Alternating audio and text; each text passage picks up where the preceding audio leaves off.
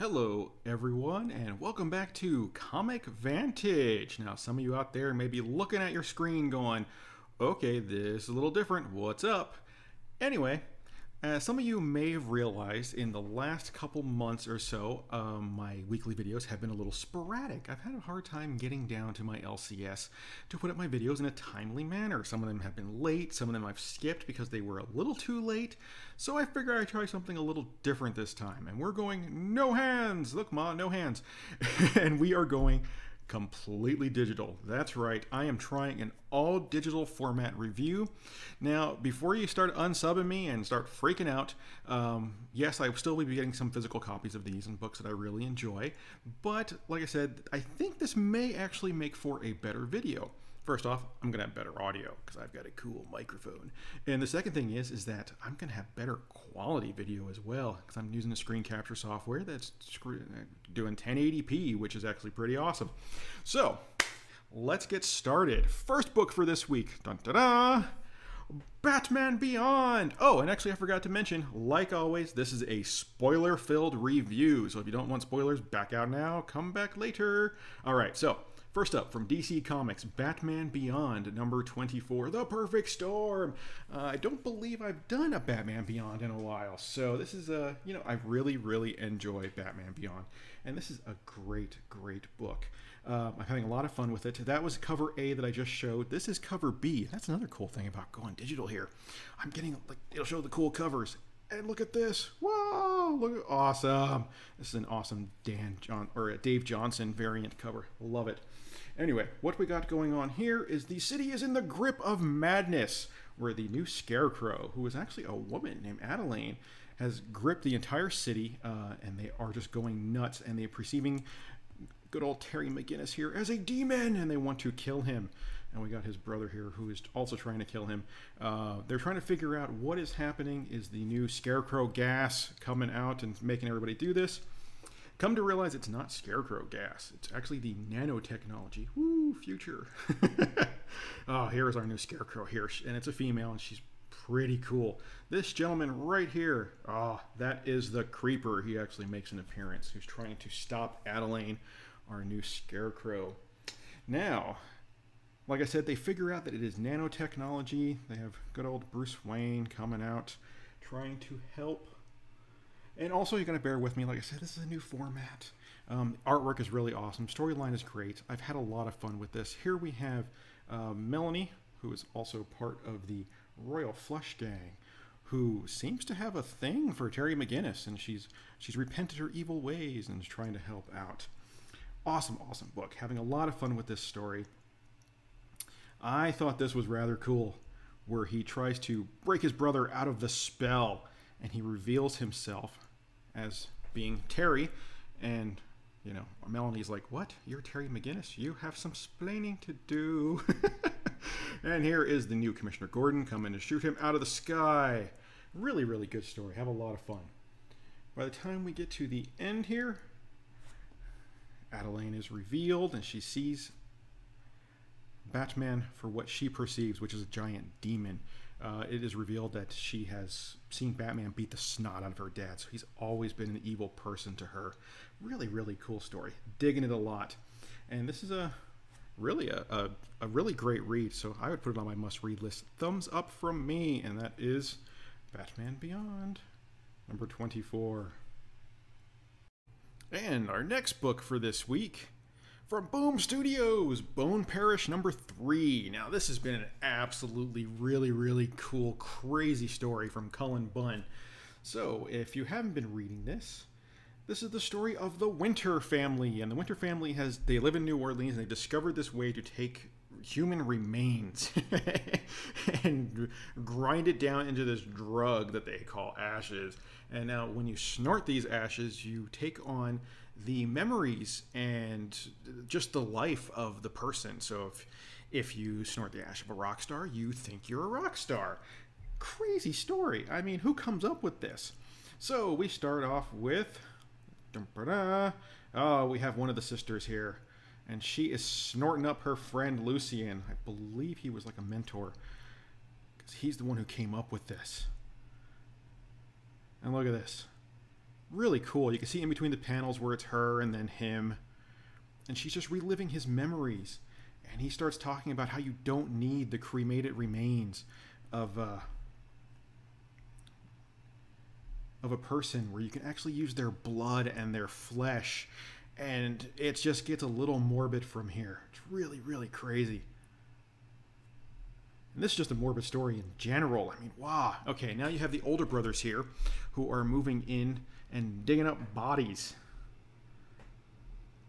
because they are just being flooded with orders for this stuff. And then before you know it, they are being attacked by a drug cartel who wants to take over and just, they demand this business from them. Oh, here we go. Here's one of the younger brothers who's sniffing the ash that his sister had gave him, and it's a soldier. And he just goes off, ultra violent. He remembers all the abilities and all the feelings that this soldier had had and all his training. Really, really cool. I'm really digging this story. But by the time we get to the end here, the youngest brother has been kidnapped by the cartel because, like I said, they want the business and they want it turned over. No questions asked. They are not asking permission. They are just moving in, and they want to send a message. So I think the younger brother is just a little on the dead side, as you can see there, with a crocodile snapping him in half. This was another book that's just a really, really good story. Having a lot of fun with this. Cullen Bunn, he knows his horror, and this is really on the verge of horror. A lot of fun. Definite recommend here. And next up, we have Doomsday Clock number 7 from DC Comics. Now, I'm really enjoying this book. And this one, oh, this one really started kicking it in for me for the storyline. Originally, that was cover A that I was showing. This is now cover B with Rorschach just kicking the snot out of the Joker. Beautiful cover. Love this thing. So it starts telling the story of this weird green metal that fell to Earth and how it's been fashioned into a lantern, which really makes you think it's a Green Lantern battery, which is really interesting. I love that little thing. And we have Rorschach, who has escaped prison with the help of Saturn Girl. Saturn Girl is from the future, and she's seen everything that is happening in the past, and she wants to help out. So they find Ozymandias, who knows how to find Dr. Manhattan. Dr. Manhattan supposedly has the answer to fix everything, and they believe he's the one that's actually causing this, that is going to destroy both worlds. Really, really cool so far. I am loving this. Let's go to our page browser. Ciao. Here we go. Now that they have the lantern and the cat, they can just track directly to Dr. Manhattan. We are having a lot of fun here. Joker has the comedian captured. He's interrogating him. We have Marionette and Mime going on. Love those two characters too. They're really crazy. They fit perfect with the Joker, which is a lot of fun. And I love this panel here where he starts miming for something, and you're like, what the heck? And then you realize he's talking about the Batman. Let's see if I can get that going here. Then we have the Bat showing up. He gets into a little bit of fisticuffs with the Mime and Marionette. And the Joker, he is just so awesome. He is great in this story. I'm having so much fun with him. He's really, really a cool character. Hey, look at this panel here. I know what you're thinking. Is that a flamethrower in your pocket, or are you just happy to see me? Awesome. Gotta love it.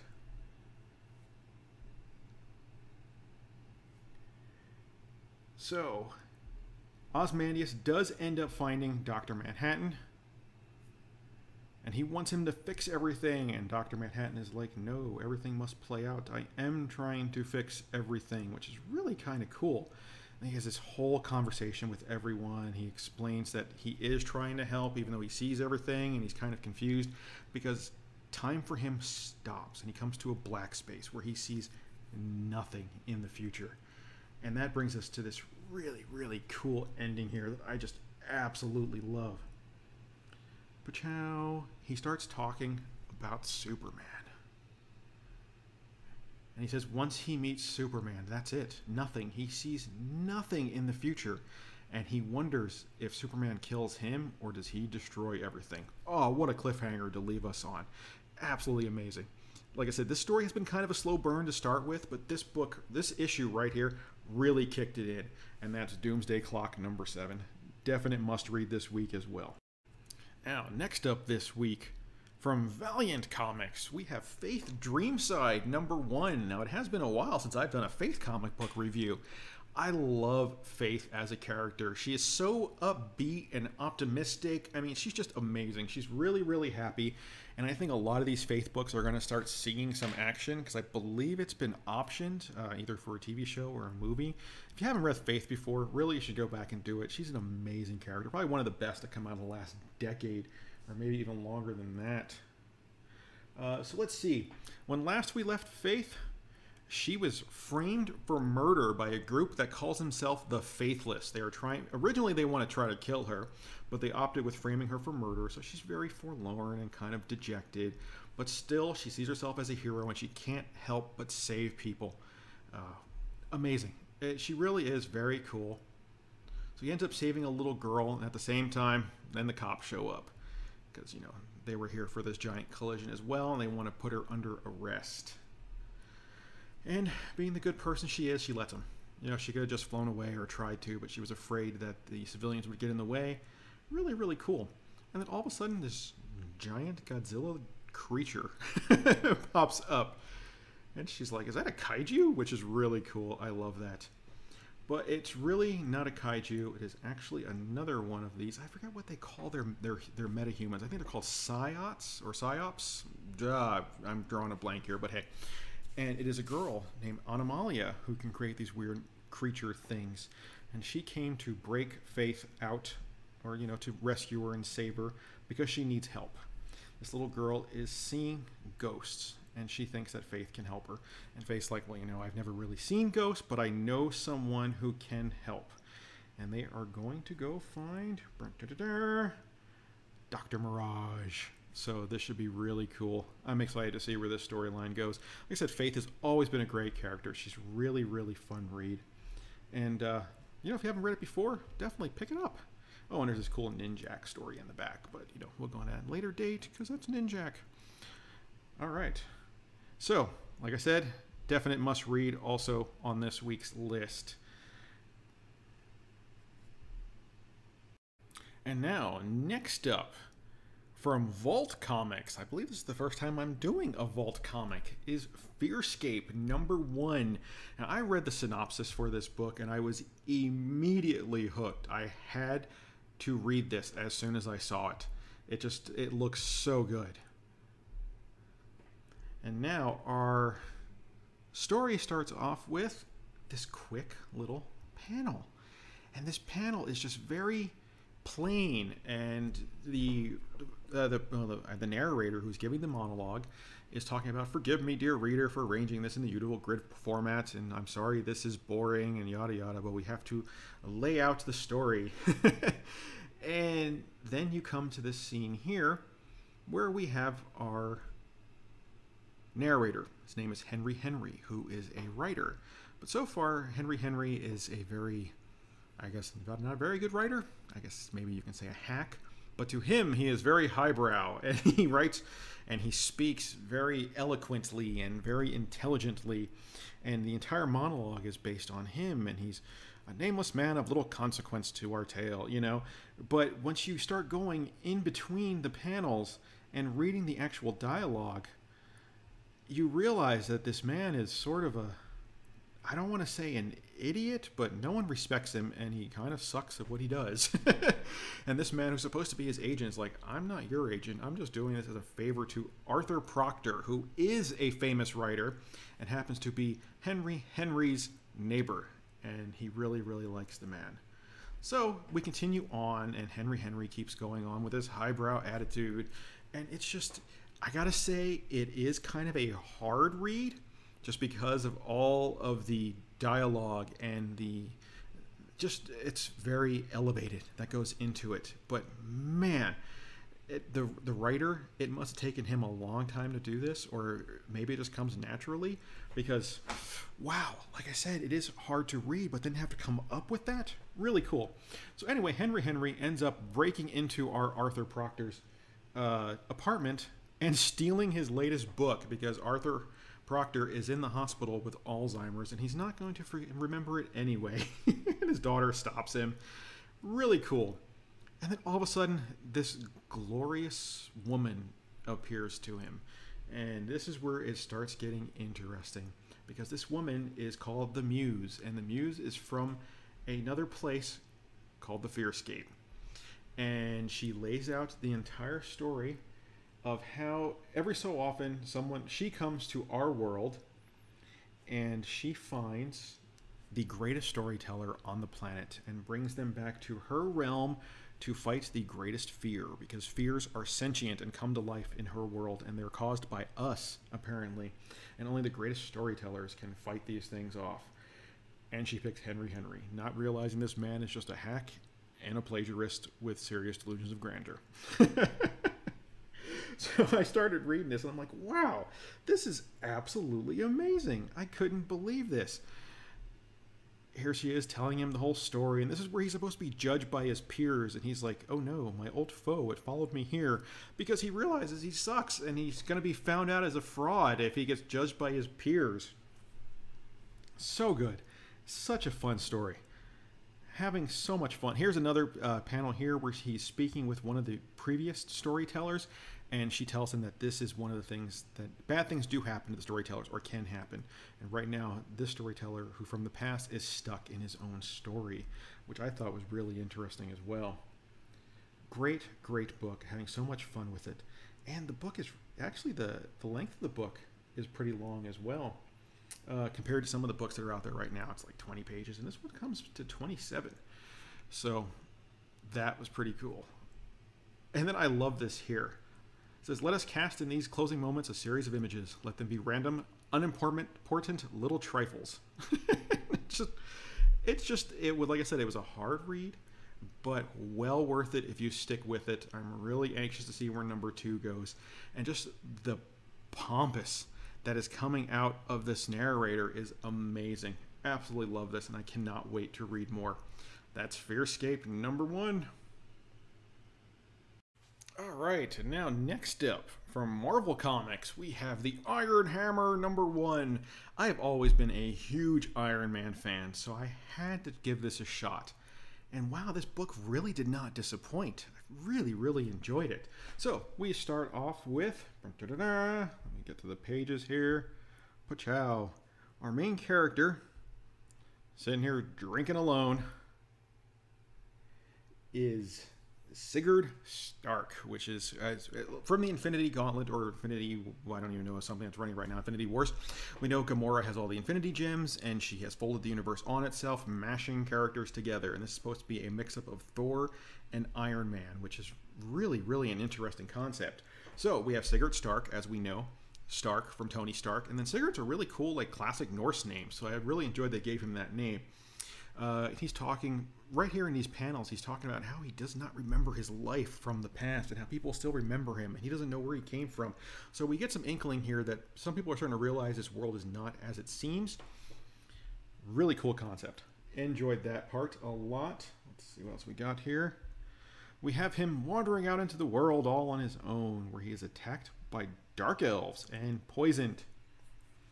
So once he is poisoned, they're like, oh, he is a man of technology. He may be able to help us.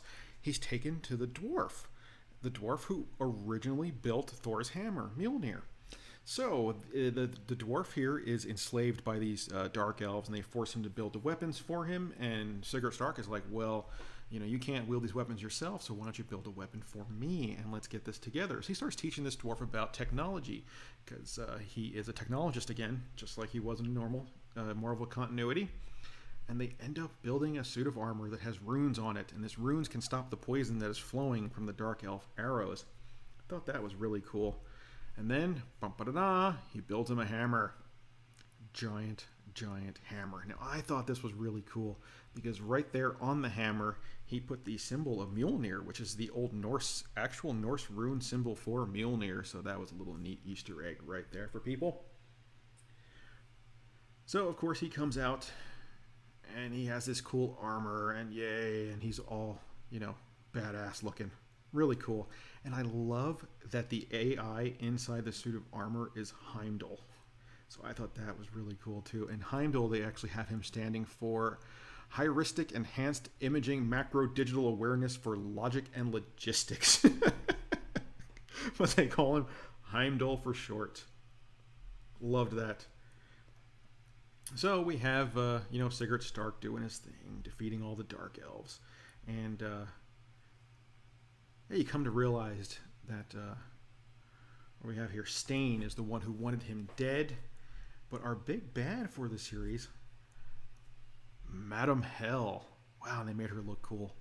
You know, very classic to the Hela in the regular Marvel universe, but much more evil. She almost looks half robotic as well. So it'll be kind of interesting to see what kind of mashup we have going on here. So this was Iron Hammer #1 from Marvel Comics. A lot of fun. If you enjoy Iron Man or if you enjoy Thor, I would definitely say pick this up. And next on our list is a book I never thought I would ever see in the history of ever. That is a Star Trek versus Transformers. Now, I had no intentions of buying this book, but then I saw this cover and I was like, holy God, this is directly a throwback. These are supposed to be the 1980s Transformers combined with the old Star Trek animated cartoon series. Now, if you didn't realize there was an animated cartoon series for Star Trek, there was. I used to watch it on Nickelodeon back on the 80s. Crazy, crazy cartoon. So, let's get started with this one because, wow. I mean, this is just all kinds of crazy nostalgia. All right, so we have the Enterprise, who has been called to they got a distress call from a planet. Let's see, what do we got? Cygnus 7. It's an old dilithium mine, and they're on their way to go help because, you know, that's what they do. They save people. Show up on the planet, and what? We have the Decepticon Seekers flying all over the place. You know, we've got Starscream, we've got Ramjet, Thundercracker. I mean, we got them all going on here. And they are just, and, you know, of course, you got to have the obligatory, oh my. It had little Easter eggs like that all over the place, which was absolutely amazing. So they take cover and they're trying to figure out what is happening. They see these old Earth vehicles flying around and they realize there's no pilots and they have no idea what's going on.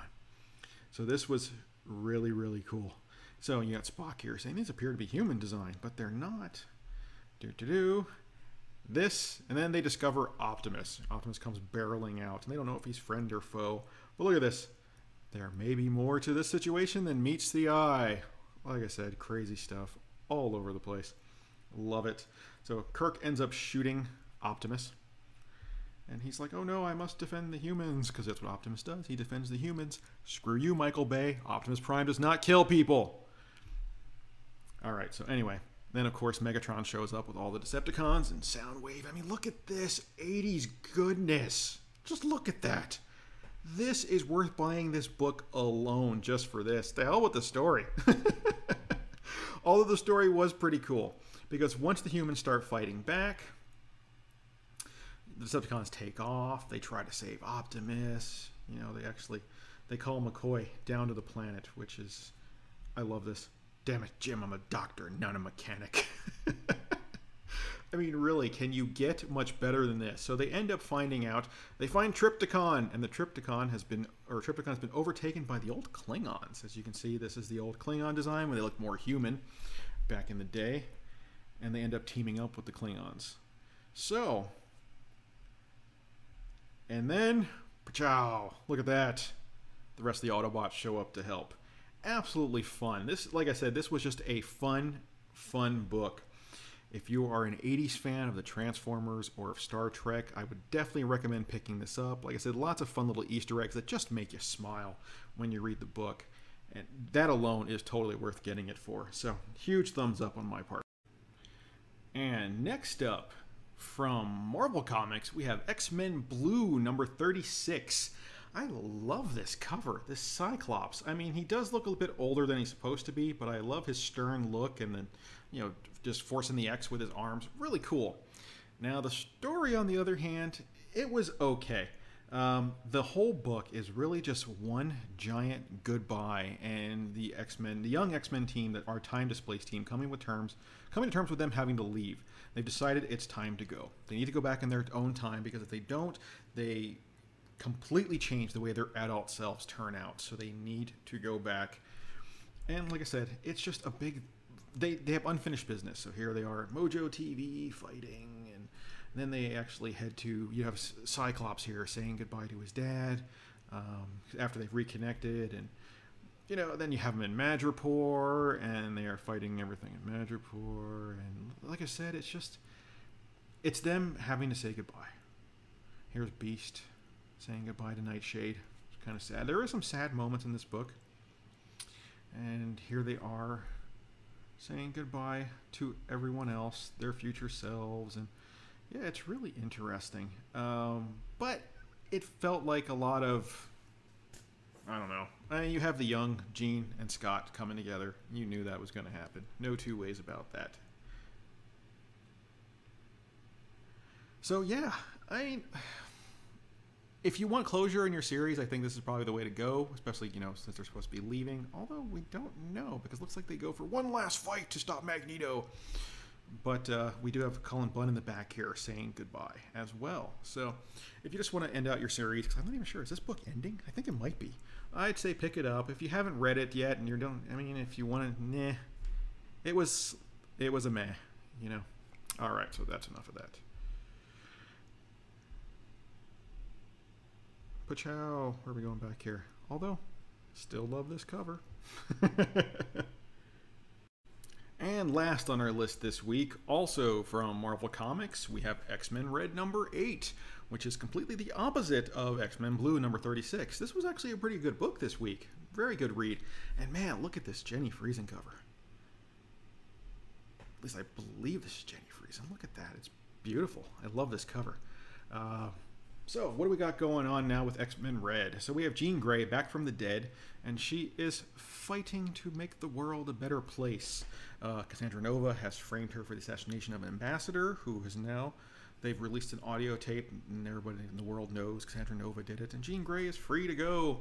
So here we have Cassandra Nova unleashing sentient nanite sentinels across the planet to cause hatred and fear of mutants throughout the world, and she has Forge making these things for her. Down in Atlantis, where our X-heroes are at, they are trying to figure out a way. They removed the Sentinel nanite that was in Storm's brain, and they try to figure out a way to reprogram this thing to track down the other Sentinels. So they are using Trinary, who talks to machines, and Jean Grey to try to contact all of these things to destroy them all at once. Unbeknownst to them, once this happens, it leaves a giant gap for Cassandra Nova to get in. But on the flip side, they now know where she is at. And Storm, who is looking really badass in this series. I love the way this artist is drawing her. I mean, wow, just gorgeous. Look at that. Very majestic, just the way Storm should be. So they find out that Cassandra Nova is in Genosha, and Storm shows up. Wow. It just causes a tidal wave and pretty much just wipes out the city. Really, really cool. I mean, that is Storm right there. Beautiful. I'd still like to see her with her hammer, because that was really neat, but you know, that's long gone now, and I doubt we'll ever see that again. So we have our heroes left then to destroy these nanite sentinels. And they all come together and bond in a giant kumbaya union. Right there. And they destroy the Sentinels. Although they have not killed Cassandra Nova, she has Forge, and they are going to rebuild. And she's not very happy with Jean Grey. And now she wants to make this personal, as she says. So she calls Rachel to go fight her mother. Really, really good story this week. Really enjoyed it. X-Men Red has actually been consistently rather good since the beginning of the series started. Which I hate to say it, unlike the other issues like like X-Men Blue, those have been kind of in and out. Red has been really good. So, those are my books for the week, people, and these are my opinions. Your mileage may vary. So, let's start with my cover of the week, and you're staring at it right here. Absolutely love this cover. Like I said, there are some books I'm still going to buy physical. This is going to be one of them. I will go out and grab this book. Absolutely love it.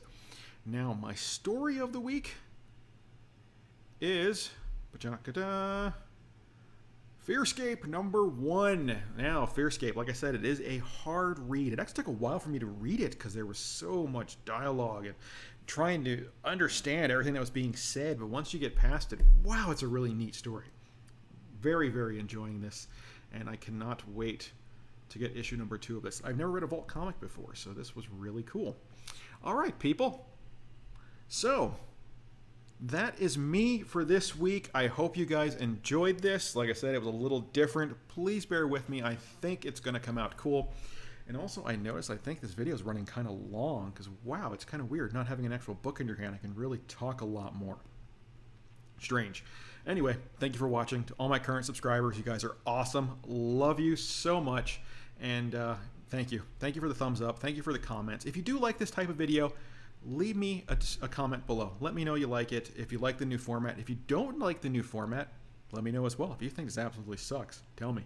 And if you're new to the channel, make sure you hit the little CV that's in the bottom right-hand corner. That will subscribe and hit the bell up there in the upper right-hand area. Give you notifications, let you know when all my new videos are coming out. Like always, guys, thank you for watching and take it easy.